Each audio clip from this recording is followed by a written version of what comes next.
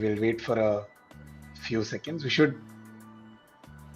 These few seconds are a little awkward. We should have something to Yeah, talk about during these few seconds.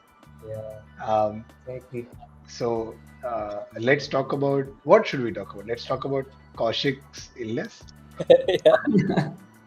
Let's not everyone and let's not tell everyone about what it is. Yeah, what Kaushik's going Oh, through. Kaushik But it will is, I keep mean, as I was managing saying, this and he'll again get calls and all that. He needs some oh, break okay. for this No, project. Jay, the yeah, way you said it, like people will think it is something really bad or something. yeah, because I don't think we should talk about his illness in front of everyone. So we should just God, keep mum. I'm, So I just have a ear pain, nothing. What? got it. We Yeah, have our first few viewers, so I think we can begin. But wishing that Kaushik gets well soon. With that, hello and welcome everyone to Momentum Office Hours. My name is Yash, and I'm joined by my co-founders Jai and Kaushik to discuss topic of the week, which is building teams versus hiring vendors. Our goal is to provide you with actionable insights and practical strategies that you can apply to your own business. Throughout the session, we encourage you to engage with us by asking questions and sharing your thoughts. This is a fantastic opportunity to learn from each other and gain new insights that can help drive your digital initiatives forward. Let's get started. Jai, Kaushik, how are we doing today? No point asking, no point Kaushik. asking Kaushik. Yeah, Yeah, but but doing great. Has been fun, very active week, and things are progressing step by step. So yeah, Nice. been a good day. Um, Kaushik will soon do a little better yeah, health-wise. He should get well soon. But interesting topic, yeah. Building teams versus hiring vendors, and this is something that like I have a lot of questions about this, especially. So let me start off with one, Jai. Right. So one of the things that I want to understand is that when I was starting my first company, I was encouraged by almost everyone that I spoke to that you should build teams, but then you should build your own team. But then as and when we started scaling, as and when we started growing, I sort of started to realize that having vendors in the mix is also helpful, because in certain cases you'll be able to work out a deal with a vendor who can work on outcomes, and they are largely some amount of complacency is absent, right? Because they are vendors. So what is the structure, right? So at what point do you believe for an organization is building teams more important? At what point do you go ahead with hiring or working with vendors? How do you sort of think about it? Can you share a framework? Yeah, sure. So, first of all, if we talk about company, let's talk about the size of the company, right? Because obviously there are a lot of confusion that could come along with the same. So, let's divide this into three phases. One, let's call it as startups or small companies. A few things will align accordingly to them. That's why. Then we can consider mid enterprises and then large enterprises. So in these cases, especially speaking from startup standpoint, fairly said that going for vendors in certain cases could be helpful, but from framework standpoint, largely if you are building something which is going to if you need a team which is going to build a core offering from your company side, maybe you would like to have your own team first of all at your own place. You would not want to outsource this because you will not have enough amount of control. Having said that, if you are in need of something which is just a particular let's say a momentary thing which needs to be done, or you need to boost a certain part of your execution of work, in those cases I would say go for a vendor, because yeah, having a team in itself is definitely helpful, but more importantly what's important is getting the right set of team.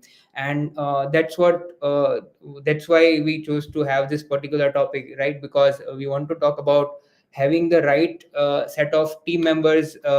Building a right set of team is something which is a challenge for people, and obviously offshoring is something which people have been considering, but there has been a lot of challenges in terms of, and lots of questions have been coming up in terms of what should be preferred. With respect to mid and large enterprises, again, obviously, since if it's a prime offering of a company, I would say they need to build their team. But again, the challenge comes in with respect to what sort of team structure you are looking into, and if it's something which is a longer term, you always should go for team building. But still comes the challenges. So yeah, I mean, with the following session, I would like to tell about what priorities needs to be kept upon in terms of, especially if you are choosing to build a team of in offshore setup rather than having it in house. So yeah. Hmm. But Jay, on this similar lines of what you were saying, so I was trying to understand that. So at the end of the day, irrespective of whatever the size of the company I am, I want things to get done Yeah. from the team that is offshore, right? Yeah. So from a delivery standpoint, from a standpoint of getting things done, which in the current scenario that is there. So what do you think? Which works out much better and much more efficient? Building a team or hiring a vendor which is a better solution? I would say, Kaushik, it also depends largely on the geography that you are setting at. What happens is, with the advancements in the technology, uh, there is some amount of scarcity in particular skill set, because as I told you, since the technology advances, what happens is, there are very less people who are available, first of all, in terms of right skill set, in terms of building the right set of product. Let's talk about the software development, for instance, right? So in this case, you are looking forward for particular skill set, which is also having some amount of experience. Now in this case, if you ask me that what sort of approach needs to be taken, I would say, if you have an access to right talent pool amongst your geography, you might want to build your team and go ahead. But if you don't have that, what happens is, you would like to go ahead to and extend your team to some other geography. That is where you need to then focus upon what particular points are to be taken care of in terms of building the team. Now in this particular case, if your requirement is just for a time being, where you are stating that, okay, I just need this particular piece to be built. Let's say you want to launch an MVP, you don't want to build a team in this particular case, because at that point of time, it's just you would want to just build a product, validate the same, and then take a next step. But if you are already having a running function, and it is something where your whole company's overall performance will depend upon, you would want to build a team. But then I would say, you need to build it right. So, what would you say are so let's talk about challenges, right? What would you say are challenges that a company is likely to face um, while they build their teams versus hiring vendors? So one of the things that I largely see is that hiring vendors is significantly easier than building a team, right? It at least seems so, Yeah. because I might be facing a very specific challenge in my business, which is very nuanced, that applies to my scale, my category, my geography. Finding talent or finding teams who can solve that problem is going to be significantly harder than finding a vendor, uh, Yeah. because a vendor would have done it like, maybe 10 times for other organizations, and they can just replicate that as a solution for me. Yeah. Building a team feels like an reinventing the wheel, right? So I'll Yeah. have to hire people for their capability, and then they will learn on the job, significantly more expensive, and then I'm also going in for a long-term commitment. What do you think is like, what are the challenges of building teams versus challenges of hiring vendors? Um, to speak and to start with, talking about the challenges of hiring vendors, of course, let's say if you're looking forward to hire a vendor, the primary challenge you will be facing is, you will get a lot of people who will claim that they have done that particular job, and this is a repetitive task for them. You might be feeling that the skill set is already there, so let's just go for that particular aspect. But then, um, obviously, and you choose to go there, but then what happens is, later on you realize that it's not right, and then you will go for another vendor. So then this particular cycle will keep on repeating, unless you are lucky enough to get the right vendor, because over here everyone is marketing so well, trying to sell, and the competition is very high, right? So that is one particular piece. So challenges with hiring vendors is, of course, in identifying whether have they done the actual work or not. Also, the other fear that comes from the subconscious is, let's say they have done some particular amount of work which I am also in need. They they have already done it for someone else and now they are ready to do it for us. What if they also do it for our competitors later on? So there is a subconscious fear when you talk about hiring particular vendor. So that, the security part which is there would obviously be compromised, and that's why most of the cases, like like almost 30% of CTOs do fear about this particular part when they are outsourcing their work to any other vendor. So from software development standpoint, so this is one primary part. The other piece about building the team, of course, as we mentioned, geography is a primary challenge. So that is there, especially for the developed economies, and like Fortune 500 companies, if we look into, largely they are facing the similar challenge. But again, in terms of for any of the categories, the primary challenge in terms of building teams would again be the same, where you know you are first of all, you are taking some time in finding the right set of people, giving them time to learn, understand about your part, and then the output of the same, whether it is, or you can say, there is a longer period for us to wait on the outcomes. It would take a lot amount of time and money to validate whether the team that has been built has done the right amount of work or not, and hence there is a big obstacle over there as well.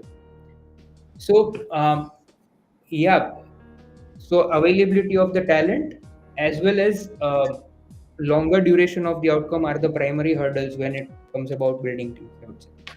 Hmm.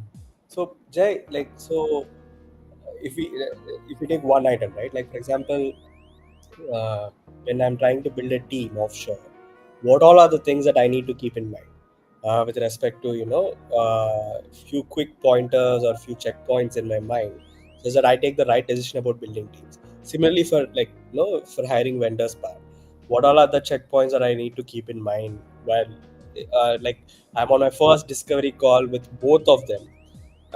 So what are the things that would be in my mind? Yeah. So let's try to first understand on how the offshoring in itself has changed, right? And then I'll tell you about the checkpoints that you might want to have. So offshoring initially was just something which big companies used to do. I'm talking about a decade back, where only very large companies used to do it. But then with the advancement of technologies, ease of communication, that has become more and more easier. It has happened that even the smaller companies now look for the offshore. The primary part which was there is only about the cost cutting, or you can say you just want to lower down your cost, and still the approach could have been vendor led, where you are choosing a partner who is just giving their let's say some amount of people in their bench. Even the engagement is more about on a fractional bandwidth and things like that.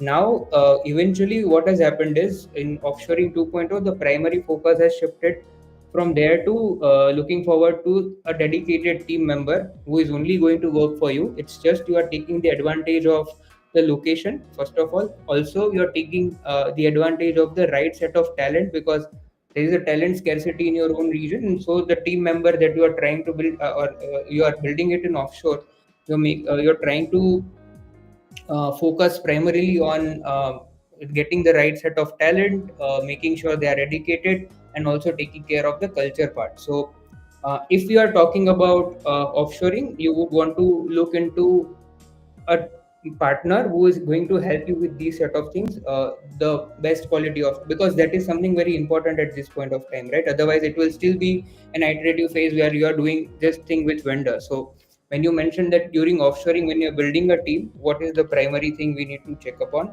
So one thing would be what sort of processes they have in terms of hiring, how are they accessing the right talent.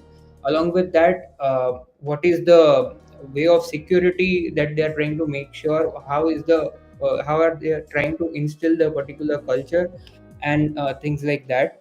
Whereas in terms of like in vendor, it could be, if you are talking about just outsourcing particular piece of your work, you would just want to look into their cases. So the first call would look like understanding again their processes, but more about their cases, more about the compliance in terms of how secure your work would be once you are going to engage with them, and things like that.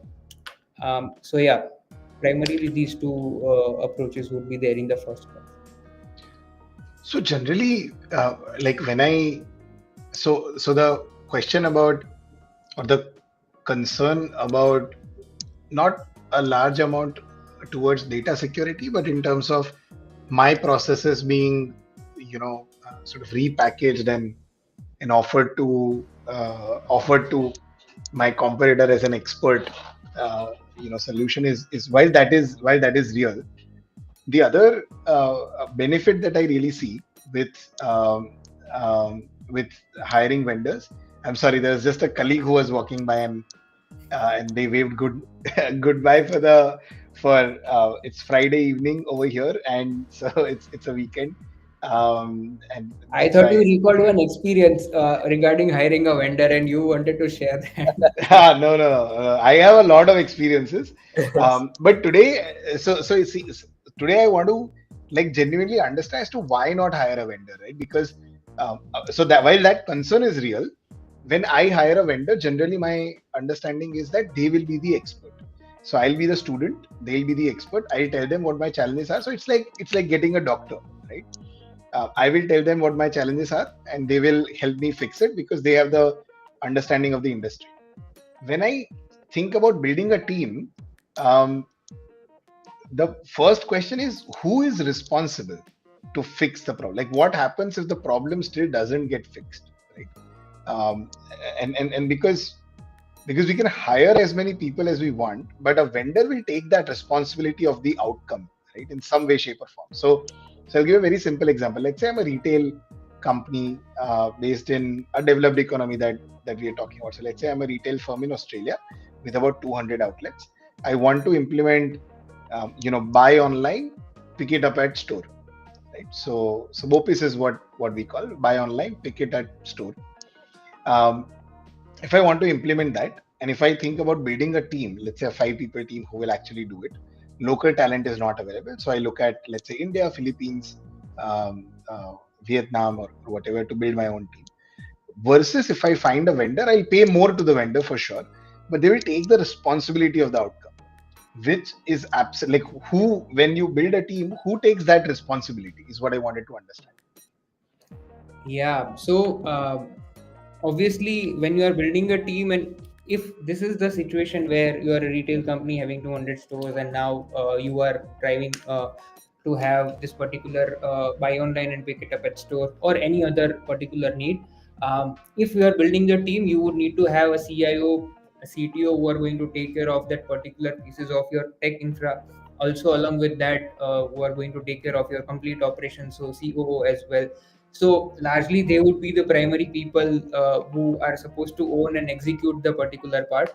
Of course, if you don't have, I mean, they are going to build the team and get it executed. So that could be one approach. Of course, if the it's only about a particular piece, just like you mentioned, on executing this particular setup in your existing infrastructure, it can be a good approach to go ahead with a vendor for sure. But then, if the goal is more about, okay, once I have fixed that, I would like to also talk about other pieces in tech side, other pieces in improvising my operation side. And if, let's say, the roadmap of next 6 to 12 months looks like a constant more amount of development or improvement in the overall processes, in those cases, even going for a vendor would be very costly. But again, even it is not going to be feasible, because Hmm. uh, for a particular piece, if you were going for a vendor, it could be helpful.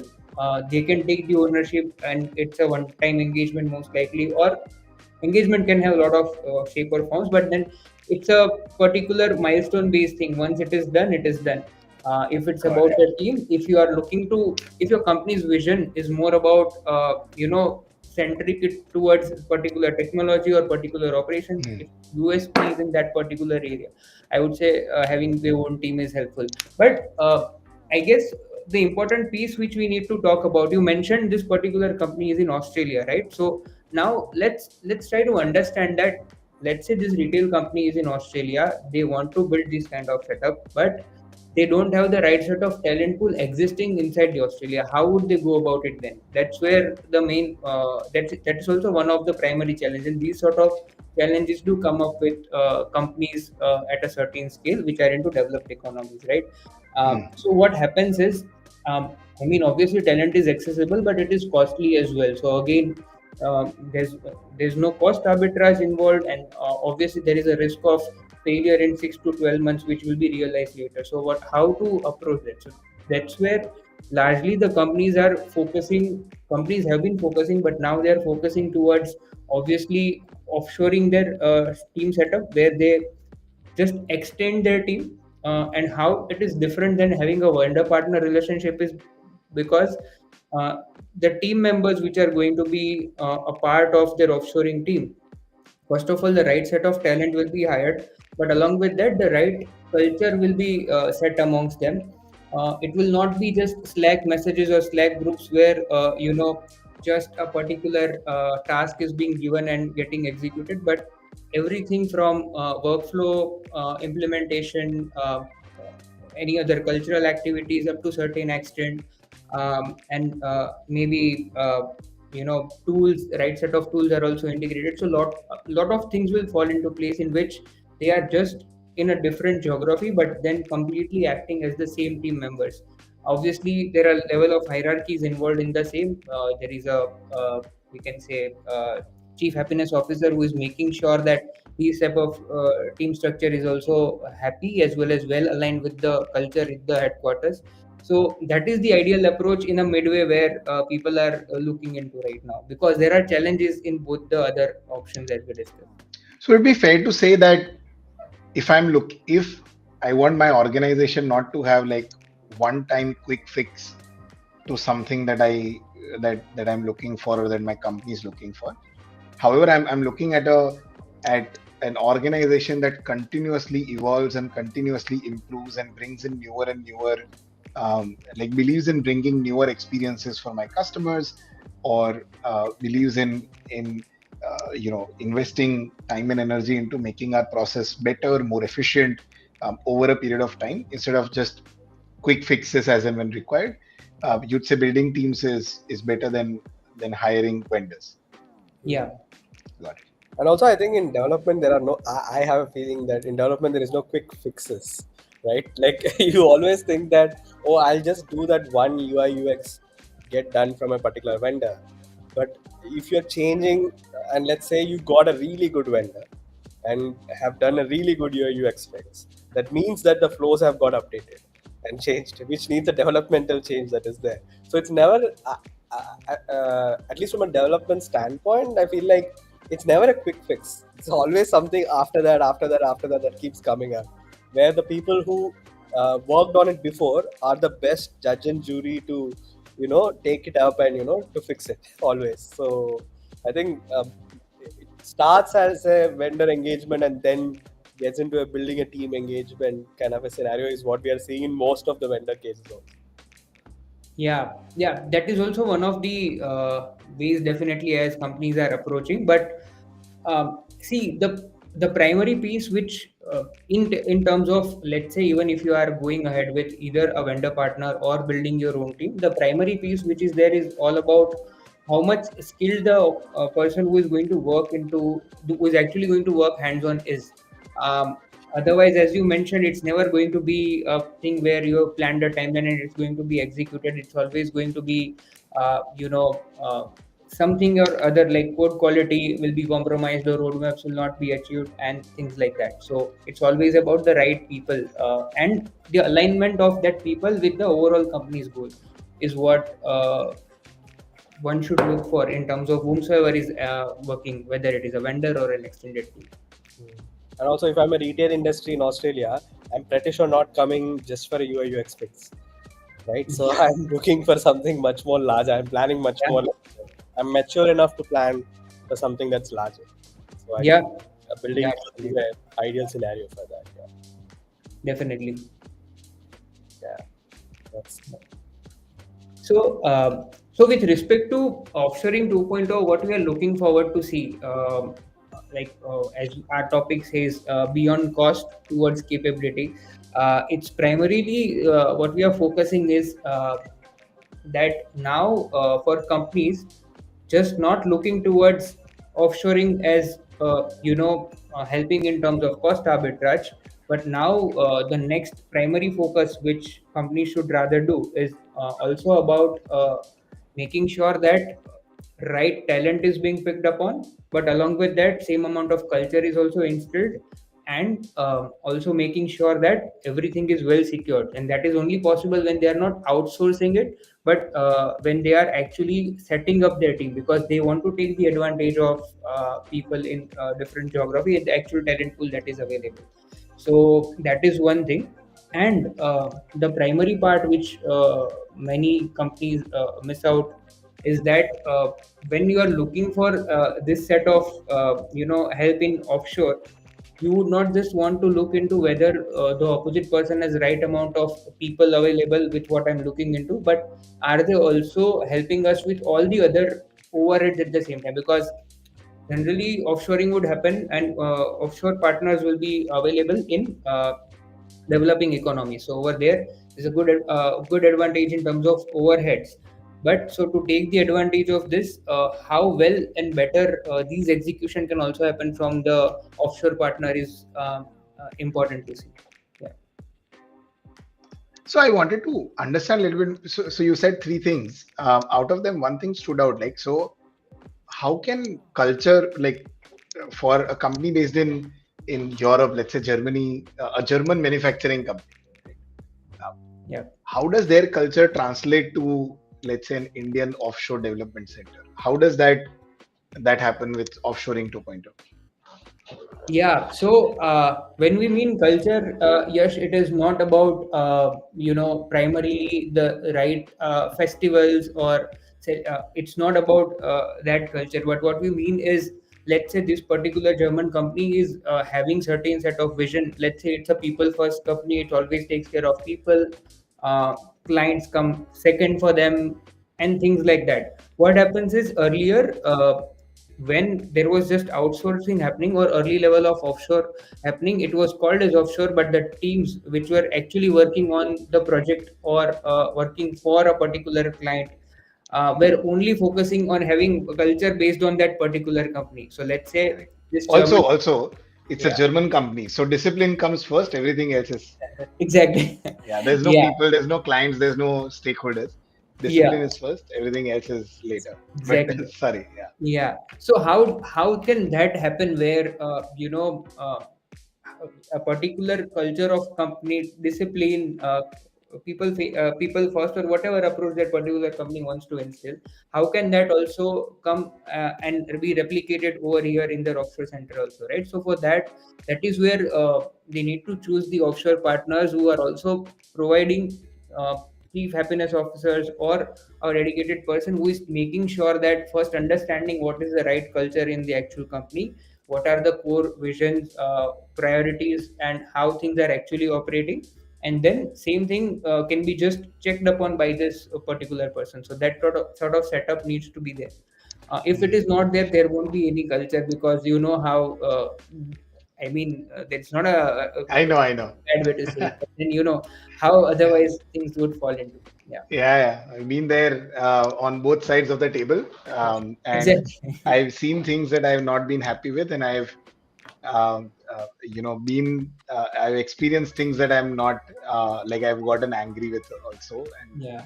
and I've done things that I'm not proud of. Right? So been there in a lot of different situations. So fair point. Yeah, I think that with that brings us to the end of the conversation today. Thank you, Jai, for taking out the time and taking us through what should and in what scenarios, what circumstances should a firm think about building teams versus hiring vendors, and also shedding some lights on offshoring 2.0.